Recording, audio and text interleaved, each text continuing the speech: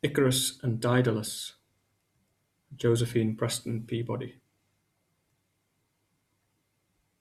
Among all those mortals who grew so wise that they learned the secrets of the gods, none was more cunning than Daedalus.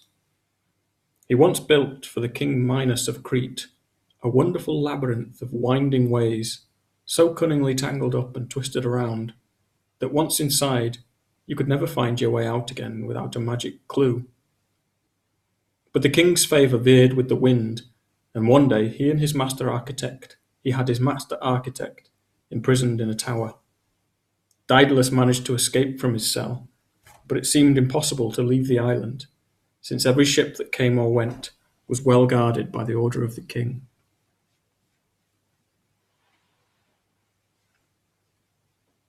At length, watching the seagulls in the air, the only creatures that were sure of liberty, he thought of a plan for himself and his young son Icarus, who was captive with him.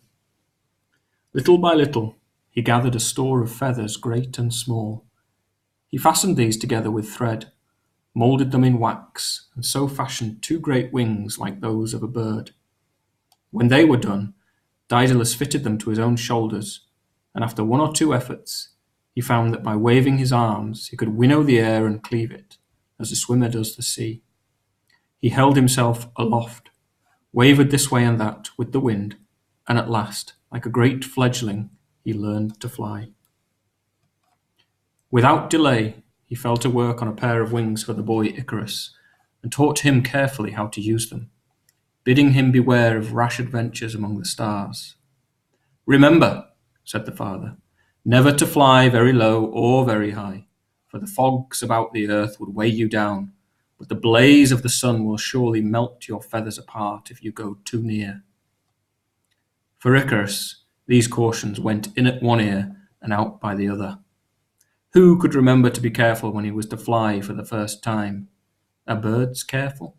Not they, and not an idea remained in the boy's head, but the one joy of escape.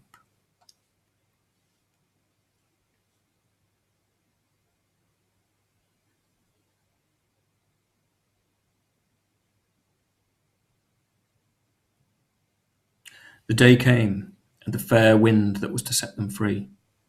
The father bird put on his wings, and, while the light urged them to be gone, he waited to see that all was well with Icarus, for the two could not fly hand in hand. Up they rose, the boy after his father.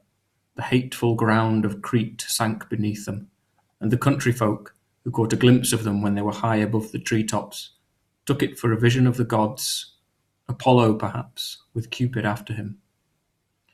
At first there was a terror in the joy. The wide vacancy of the air dazed them. A glance downward made their brains reel. But when a great wind filled their wings, and Icarus felt himself sustained, like a halcyon bird in the hollow of a wave, like a child uplifted by his mother, he forgot everything in the world but joy. He forgot Crete and the other islands that he had passed over. He saw but vaguely that winged thing in the distance before him that was his father Daedalus. He longed for one draught of flight to quench the thirst of his captivity. He stretched out his arms to the sky and made towards the highest heavens. Alas for him! Warmer and warmer grew the air.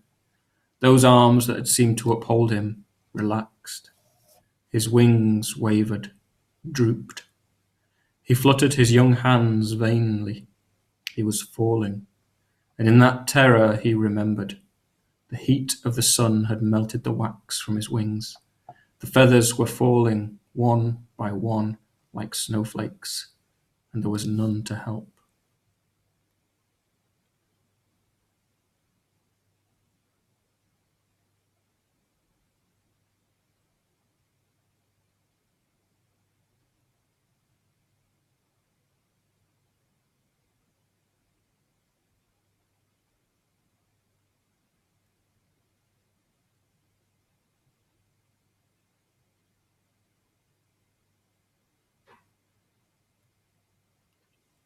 He fell like a leaf tossed down the wind, down, down, with one cry that overtook Daedalus far away.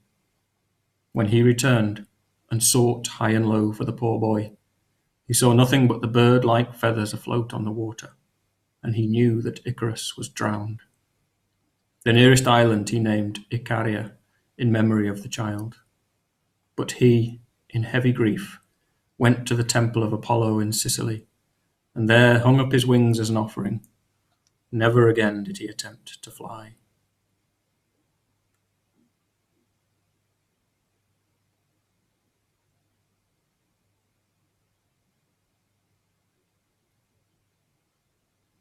Landscape with the fall of Icarus. There's Icarus down there, falling into the water. A poem by W.H. Auden. In Bruegel's Icarus, for instance, how everything turns away, quite leisurely from the disaster. The ploughman may have heard the splash, the forsaken cry, but for him it was not an important failure. The sun shone as it had to on the white legs disappearing into the green water, and the expensive, delicate ship that must have seen something amazing, a boy falling out of the sky, had somewhere to get to and sailed calmly on.